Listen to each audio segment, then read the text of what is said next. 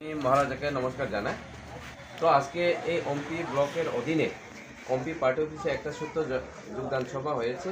এই সভায় আজকে উপস্থিত ছিলেন আমাদের এলাকার বিধায়ক পাথালাল জমাতিয়া মহোদয় এবং উপস্থিত ছিলেন আমাদের ব্লকের কর্মকর্তাগণ এবং পিসিএফের নেতা এবং আমাদের মহিলা সংগঠনের তথা সিডব্লিউএফের সদস্য শিপ্রাদি সহ অনেকজন আমাদের ওয়ারিয়ার্স আছে। তো আমরা আজকে 21 পরিবারে 58টার আমরা যোগদান নিয়েছি এবং যারা আজকে নতুন এসেছেন বিভিন্ন দল থেকে, বিশেষ করে বিজেপি এবং আইপিএফটি থেকে যারা আমাদের তীব্রমথায় যোগদান করেছেন তাদেরকে স্বাগত জানাচ্ছি আমি।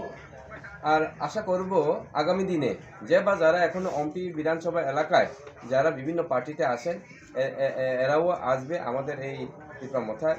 কারণ হলো আমাদের এই তীব্রমথার চিন্তাধারা, মহারাজার যেটা নীতি নির্দেশিকা, আমরা সবাই সন্তুষ্ট এবং এলাকার মানুষ খুবই আকৃষ্ট হওয়ার তাগিদেই আজকে আমাদের পার্টিতে এসেছে। এবং এই থানসা শব্দের উপর আমরা গুরুত্ব আরোপ করে, থানসা মানে একত্রিত, এই শব্দের উপর গুরুত্ব দিয়েই আমাদের বিভিন্ন দল থেকে আজকে যোগদানের সভা বিভিন্ন জায়গাতে চলছে এবং চলবে।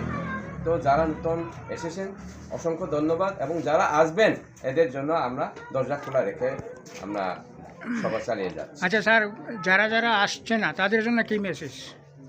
যারা এসেছেন এদেরকে আমি বলতে চাই, আমরা তীব্রমথার নীতি নির্ণায়ক অর্থাৎ আমাদের মহারাজা খুবই দরদিবান এবং মহারাজা সবাইকে ভালোবাসেন।